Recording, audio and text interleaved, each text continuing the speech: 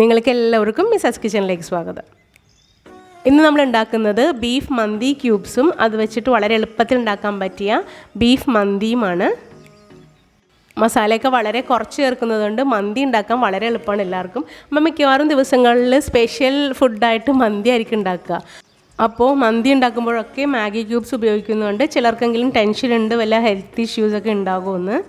അപ്പോൾ ഇനി മന്തി ഉണ്ടാക്കാനായിട്ട് റെഡിമെയ്ഡ് ക്യൂബ്സ് ഒന്നും മേടിക്കേണ്ട ആവശ്യമില്ല. നമ്മുടെ വീട്ടിൽ തന്നെ ഹോം മെയ്ഡ് ബീഫ് ക്യൂബ്സും ചിക്കൻ ക്യൂബ്സും ഉണ്ടാക്കാം. ഇന്നത്തെ വീഡിയോയിൽ നമ്മൾ ബീഫ് ക്യൂബ്സാണ് ഉണ്ടാക്കുന്നത്. ചിക്കൻ ക്യൂബ്സ് ഉടനെ തന്നെ അപ്ലോഡ് ചെയ്യുന്നതാണ്. ഈ വീഡിയോയുടെ അവസാനം നിങ്ങൾ പ്രതീക്ഷിക്കാത്ത അത്ര എളുപ്പത്തിൽ നമ്മൾ ബീഫ് മന്തി ഉണ്ടാക്കുന്നുണ്ട്. താല്പര്യമുള്ളവരൊന്ന് കണ്ടു നോക്കണേ. നിങ്ങൾക്ക് എന്തായാലും ഉപകാരപ്പെടും. നല്ല ടേസ്റ്റും കൂടിയാണ് ഇതിന്.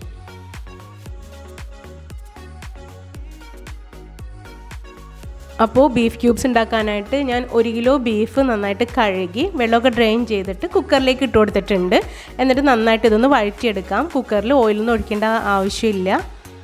ബീഫ് എടുക്കാൻ നേരത്ത് എല്ലോട് കൂടി എടുക്കാൻ ശ്രദ്ധിക്കണം. ഇതിനകത്ത് നല്ലൊരു ഭാഗം എല്ല് തന്നെ ഉണ്ട്, കുറച്ച് നെയ്യും ഒക്കെ ഉണ്ട് കേട്ടോ. പോത്തുംകാലുണ്ടെങ്കിൽ അതായിരിക്കും നല്ലത്. ഇതിലിപ്പം കാലിൻ്റെ ഭാഗമൊന്നുമില്ല, അതുണ്ടെങ്കിൽ ഒന്നുകൂടെ നല്ലതായിരിക്കും. അപ്പോൾ ഇത് നന്നായിട്ടൊന്ന് വഴറ്റി കൊടുക്കണം. ഇതിൽ ഒന്ന് അടിയിൽ പിടിക്കുന്ന, നമുക്ക് വഴറ്റാൻ പ്രയാസമാകുന്നത് വരെ ഒന്ന് വഴറ്റി കൊടുക്കാം. അപ്പോൾ ലോ ടു മീഡിയം ഫ്ലെയിമിൽ വെച്ചിട്ട് കൈ വിടാതെ ഒന്ന് വഴറ്റി കൊടുക്കണം, അല്ലെങ്കിൽ അടിഭാഗം കരിഞ്ഞു പോകുവേ. അപ്പോൾ ഇത് വഴറ്റി നല്ല മുരിഞ്ഞ പോലെ വന്നിട്ടുണ്ട്. ഈ ഒരു പരുവം വരെ നമുക്ക് വഴറ്റിയെടുക്കണം. ഇനി ഇത് വഴറ്റാനായിട്ട് നല്ല പ്രയാസമായിരിക്കും. അടി പിടിച്ചൊക്കെ തുടങ്ങിയിട്ടുണ്ട്. ഇനി നമുക്ക് ഇതിനകത്തേക്ക് വെള്ളം ഒഴിച്ചു കൊടുക്കാം. വെള്ളം കുറച്ച് അധികം ഒഴിച്ചു കൊടുക്കണം. ഞാനിവിടെ 1.5 ലിറ്റർ വെള്ളം ഒഴിച്ചു കൊടുക്കുന്നുണ്ട്. നമ്മൾ എടുക്കുന്ന സാധനങ്ങളുടെ ക്വാണ്ടിറ്റി അനുസരിച്ച് നമുക്കിത് കൂട്ടുകയും കുറയ്ക്കുകയൊക്കെ ചെയ്യാം. ഇനി ഇതിലേക്ക് 1.5 ടേബിൾ സ്പൂൺ കല്ലുപ്പ് ഇട്ട് കൊടുക്കുന്നുണ്ട്. ഒരു മീഡിയം സൈസ് സവാളയും 1/2 പകുതിയും ഇട്ട് കൊടുക്കുന്നുണ്ട്. ഇനി ഒരു വലിയ ക്യാരറ്റും ഒരു വലിയ ക്യാപ്സിക്കവും കട്ട് ചെയ്തിട്ട് കൊടുക്കാം. ഇനി ഇതിലേക്ക് ഞാൻ ചേർത്ത് കൊടുക്കുന്നത് വെളുത്തുള്ളിയാണ്. ഇവിടെ ഒരു 5-6 വലിയ വെളുത്തുള്ളി ചേർത്ത് കൊടുക്കണം. ഇനി ഒരു വലിയ കഷ്ണം ഇഞ്ചി ചേർത്ത് കൊടുക്കാം. ഒന്ന് കട്ട് ചെയ്താണ് ചേർത്ത് കൊടുത്തത്.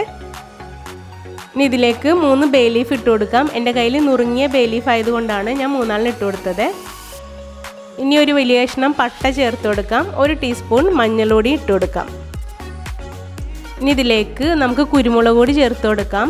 വൈറ്റ് പെപ്പർ പൗഡർ ഉണ്ടെങ്കിൽ അത് ചേർത്താൽ മതി, ഇല്ലെങ്കിൽ ബ്ലാക്ക് ചേർത്താൽ മതി. അത് 1 ടീസ്പൂൺ ചേർത്ത് കൊടുത്തിട്ടുണ്ട്. 2 ടീസ്പൂൺ പാഴ്സ്ലിയും ചേർത്ത് കൊടുത്തിട്ടുണ്ട്. ഡ്രൈ പാഴ്സ്ലിയാണ് ചേർത്ത് കൊടുത്തത്. ഫ്രഷ് പാഴ്സ്ലി ഉണ്ടെങ്കിൽ 1 പിടി ചേർത്ത് കൊടുക്കാം. ഇനി ഇത് രണ്ടും നിങ്ങളുടെ കയ്യിലില്ലെങ്കിൽ മല്ലിയില ചേർത്ത് കൊടുത്താൽ മതി, അത് 1 പിടി ചേർത്ത് കൊടുത്താൽ മതിയേ. നമ്മളിതുവരെ ഹൈ ഫ്ലെയിമിൽ തന്നെയാണ് വെച്ച് കൊടുത്തത്. ഇനി നമുക്ക് അടച്ച് മൂടിയിട്ട് വെയിറ്റ് ഇട്ട് കൊടുക്കാം. 1 വിസിൽ ഹൈ ഫ്ലെയിമിൽ വന്നതിന് ശേഷം ഫ്ലെയിം നന്നായിട്ട് കുറച്ച് വെക്കുക. എന്നിട്ട് സ്ലോ കുക്ക് വേണം ചെയ്യാനായിട്ട്. 1.5 മണിക്കൂർ നമുക്കിത് സ്ലോ കുക്ക് ചെയ്യണം. ചുരുങ്ങിയ ടൈമാണ് ഞാൻ 1.5 മണിക്കൂർ പറഞ്ഞത്. ഇനി അടുപ്പിച്ച് നിങ്ങൾക്ക് 1.5 മണിക്കൂർ വെക്കാൻ പറ്റിയില്ലെങ്കിൽ അരമണിക്കൂർ, പല ടൈമിലായിട്ട് അരമണിക്കൂർ വീതം വെച്ചാലും മതിയാകും. അപ്പോൾ ഞാൻ പല പ്രാവശ്യമായിട്ട് 2 മണിക്കൂർ ഇത് വേവിച്ചെടുത്തിട്ടുണ്ട്. ഇനി നമുക്കിതൊന്ന് തുറന്ന് നോക്കാം. നമ്മൾ ചേർത്ത വെള്ളം ഒരുവിധം വറ്റിയിട്ടുണ്ട്. ഇനി നമുക്കിതൊന്ന് അരിച്ചൊരു പാത്രത്തിലേക്ക് മാറ്റാം. എന്നിട്ട് ഇതിലുള്ള എല്ലും പിന്നെ ചേർത്ത മസാലകളുണ്ടല്ലോ, ഈ പട്ടയൊക്കെ എടുത്ത് ഇറക്കി മാറ്റി വയ്ക്കാം.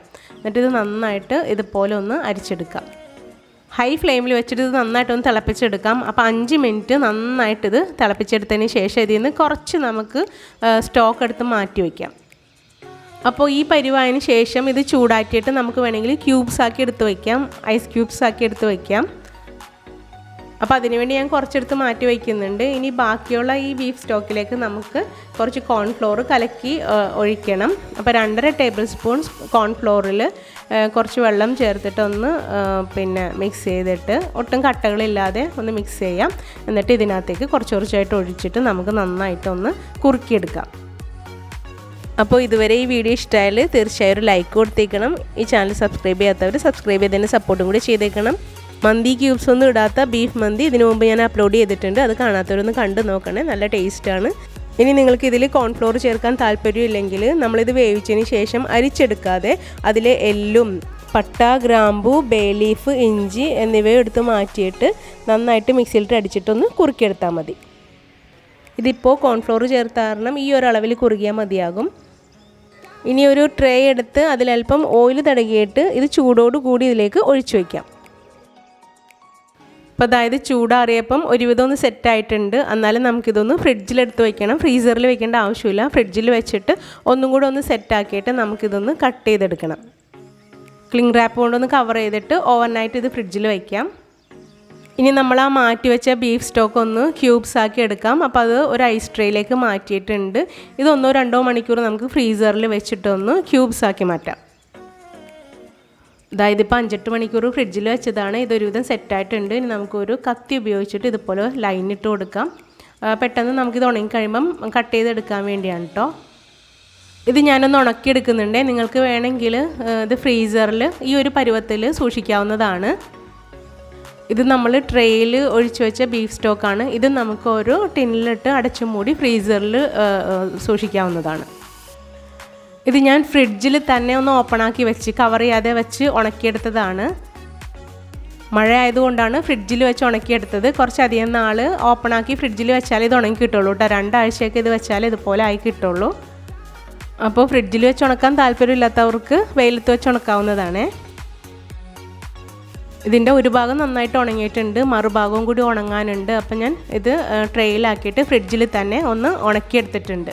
അപ്പോൾ നന്നായിട്ട് ഇത് ഉണങ്ങി കിട്ടിയിട്ടുണ്ട്. ഇനി ഇതൊരു ബോക്സിലായിട്ട് നമുക്ക് ഫ്രിഡ്ജിൽ സൂക്ഷിക്കാം. പുറത്തും കുറേ നാളിത് കേടാവാതെ ഇരുന്നോളും. ഫ്രീസറിലൊട്ടും വെക്കേണ്ടതില്ല കേട്ടോ. ഇനി നമ്മൾ ഉണ്ടാക്കിയ ഹോം മെയ്ഡ് ബീഫ് ക്യൂബ്സ് വെച്ചിട്ട് വളരെ എളുപ്പത്തിൽ ബീഫ് മന്തി ഉണ്ടാക്കാം. അപ്പോൾ അതിനായി 3/4 കിലോ സെല്ല റൈസ് ഏതാണ്ട് 1 മണിക്കൂർ വെള്ളത്തിൽ കുതിർത്ത് വെച്ചിട്ടുണ്ട്. ഏതാണ്ട് 3/4 കിലോയുടെ അടുത്ത് ബീഫ് വേവിച്ച് വെച്ചിട്ടുണ്ട്. കറുക്കി മേടിച്ച ബീഫിൽ നിന്ന് കുറച്ച് മാറ്റി വെച്ചതാണ്. അത് കാരണം വലിയ കഷ്ണങ്ങളൊന്നും അല്ല കേട്ടോ.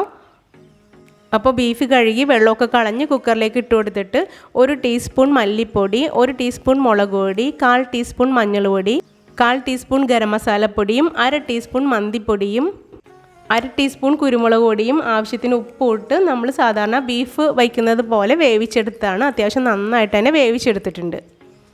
ഇനി നമ്മൾ ആ കുതിർത്ത അരി 1 മണിക്കൂർ ആകുമ്പം വെള്ളം ഒന്ന് ഊറ്റി മാറ്റി വയ്ക്കാം. ഇനി ഒരു പോട്ടിലേക്ക് 4 ടേബിൾ സ്പൂൺ സൺഫ്ലവർ ഓയിൽ ഒഴിച്ചു കൊടുത്തിട്ട് അതിനകത്തേക്ക് നമുക്ക് 2 ബേ ലീഫ് ഇട്ട് കൊടുക്കാം.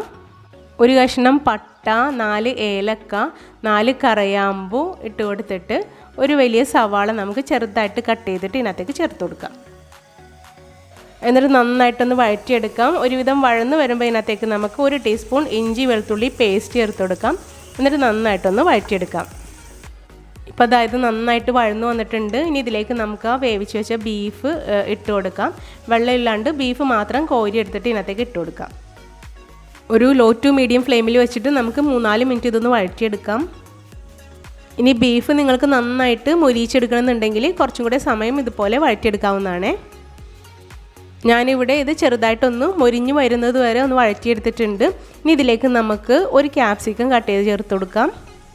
വലിയ ക്യാപ്സിക്കം ആണെങ്കിൽ 1ൻ്റെ പകുതി ചേർത്താൽ മതിയാകും. ഇനി ഇതിലേക്ക് നമ്മൾ ഉണ്ടാക്കി വെച്ച ബീഫ് ക്യൂബ്സ് 2 എണ്ണം ചേർത്ത് കൊടുക്കാം.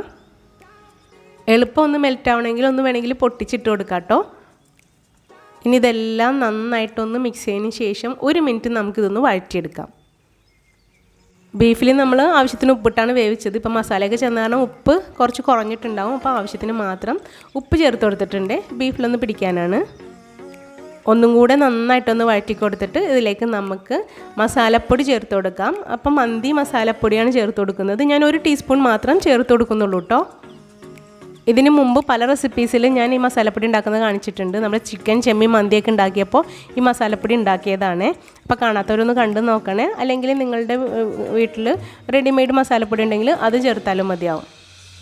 മസാലപ്പൊടി ഇട്ടതിന് ശേഷം നമ്മളെല്ലാം ഒന്ന് ചൂടാക്കി എടുത്തിട്ടുണ്ട്. ഇനി നമുക്ക് ഈ ബീഫ് ഒന്ന് വേണമെങ്കിൽ ഒന്ന് കോരി മാറ്റി വയ്ക്കാം. ചിലർക്ക് ബീഫിൽ അതിൻ്റെ ഗ്രേവിയൊക്കെ പിടിച്ചിരിക്കുന്നതായിരിക്കും ഇഷ്ടം. അങ്ങനെയുള്ളവർക്ക് ഇത് കോരി മാറ്റി വയ്ക്കാം. അല്ലാത്തവർക്ക് ഇതിനകത്ത് തന്നെ നമുക്ക് ബീഫ് മാറ്റേണ്ട ആവശ്യമില്ല. ഇതിനകത്ത് വെള്ളം ഒഴിച്ചിട്ട് നമുക്ക് റൈസ് ഇട്ടൊന്ന് വേവിച്ചെടുക്കാം. ഈ പാത്രത്തിലാണ് നമ്മൾ റൈസ് അളന്നെടുത്തത്. ഇതിൽ തന്നെ നമുക്ക് വെള്ളവും അപ്പോൾ അളന്നെടുക്കണം. ഇറച്ചി വേവിച്ച വെള്ളം ഇതിനകത്തേക്ക് ഒഴിച്ചു കൊടുത്തിട്ടുണ്ട്. ഈ പാത്രത്തിൽ നമുക്ക് 1.25 പാത്രം വെള്ളമാണ് എടുക്കേണ്ടത്. അപ്പോൾ റൈസ് നന്നായിട്ട് തന്നെ വെന്ത് കിട്ടാനായിട്ട് ഈ പാത്രത്തിൽ 1.25 പാത്രം വെള്ളമാണ് എടുക്കുന്നത്. 3/4 പാത്രം വെള്ളം നമ്മൾ ഒഴിച്ചു കൊടുത്തിട്ടുണ്ട്. ഇനി 1 പാത്രം വെള്ളം കൂടി ഒഴിച്ചു കൊടുക്കണം.